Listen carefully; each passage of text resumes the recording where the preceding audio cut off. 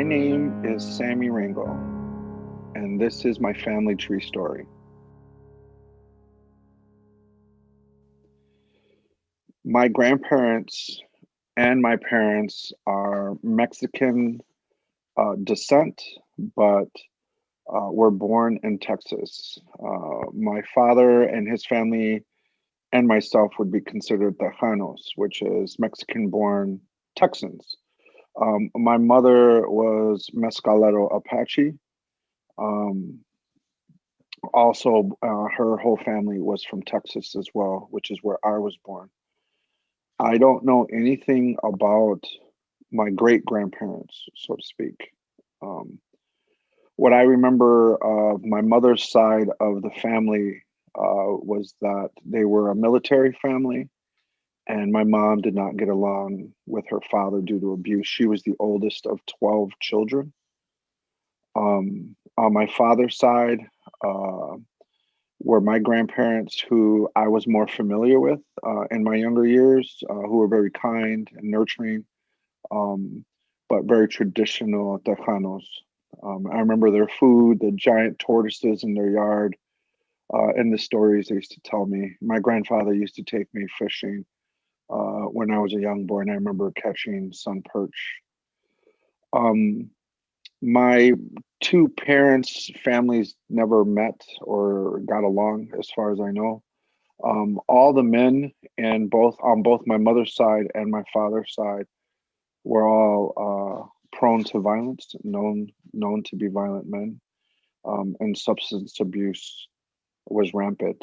Um, my mother's uh, family was very abusive, while my father, he was abusive, but his family was not necessarily. His parents were not abusive.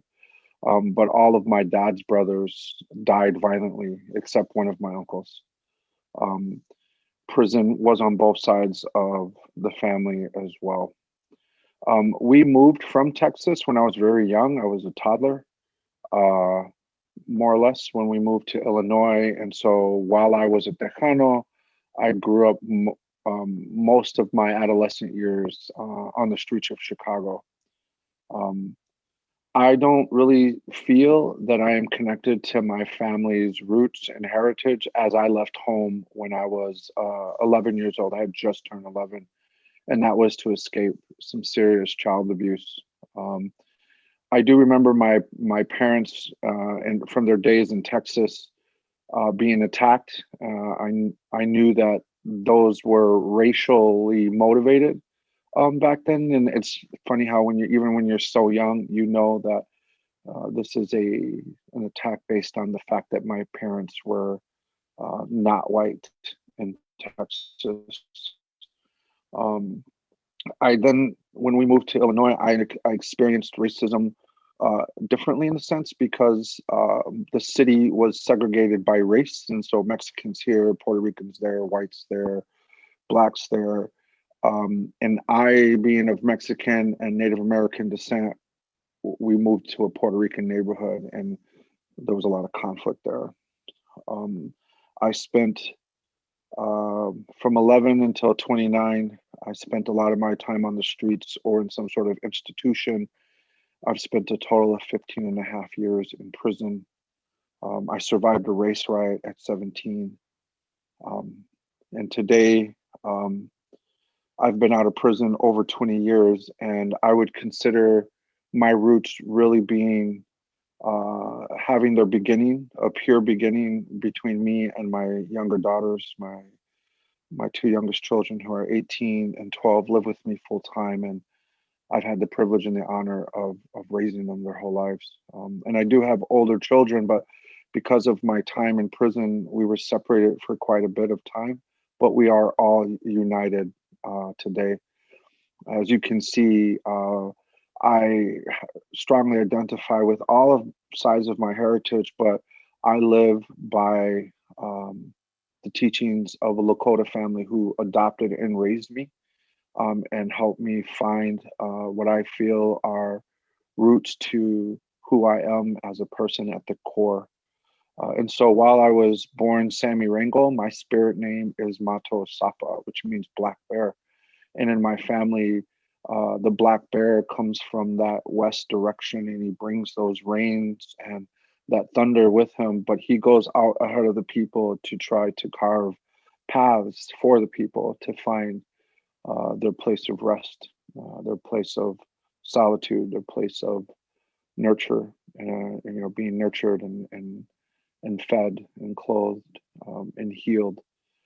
And I feel like that really represents my path up until this point. My daughters know me to be a helper. Um, we've all reached out and tried to help as many people as we could.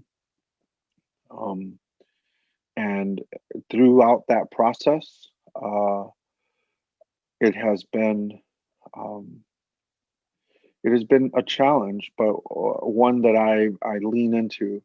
Um, I was married for 14 years. I have been divorced for a number of years now. And I think the hardest battle of my life was fighting for full custody and placement of my daughters, which I was successful at doing, which says a lot about what I've had to overcome, the kind of reputation I've had to establish. But I do find that my culture and my heritage is innate in that sense that I want to fight to stay close to the things that I love, including my daughters and all my children at this point. Um, my older son and my daughter are in different states, but we communicate frequently at this point.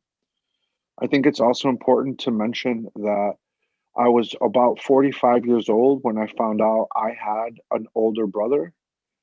When he was 20 months old, and my mother was roughly about 5 or 6 months pregnant with me, my mother tried to kill him, and he was severely injured. Um, and as a result of the abuse and the nature of his injuries, he was taken from my mother.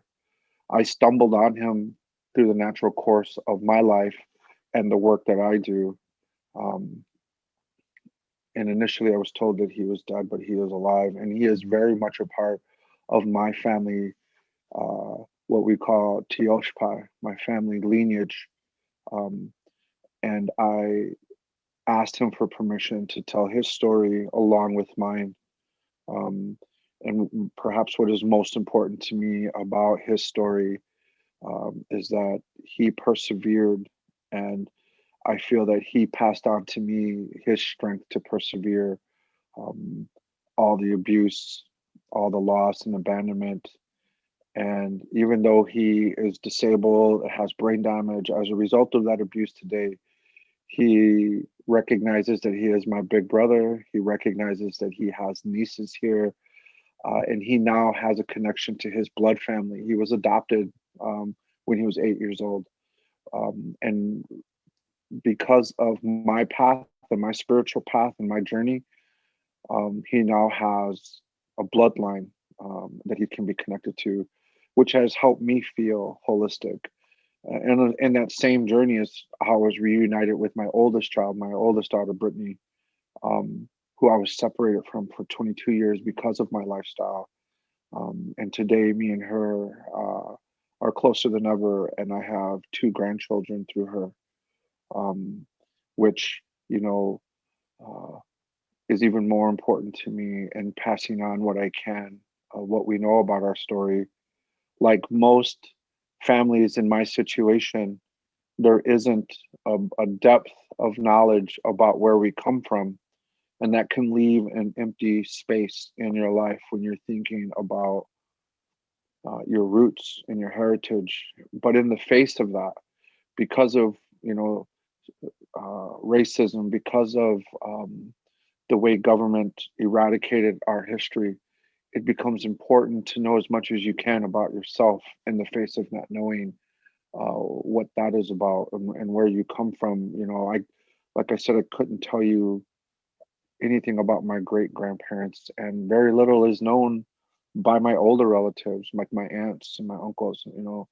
Um, my mother, unfortunately, coming out of that era where she's ashamed and silent about her past, um, and maybe even afraid to talk about it. But today, I talk to my children about my path, my past, the lessons, the wrongs that I have, committed in life, but also how I have corrected and strove to reconcile, seeking forgiveness, um, and ultimately having achieved a level of redemption from the world around me. Um, I think that the most important thing is family today, and these children that I am raising right here, right now in this house, will be able to tell their children things about me that I will be proud of and honored uh, to have spoken about me. And what I hope they say the most about me is that I was a loving, caring, sensitive father, which is what I strive to be. My name is Mato Sapa, and that is my family story, my family tree story. And I'm grateful that you are a part of it. A whole and safe journey to all of you.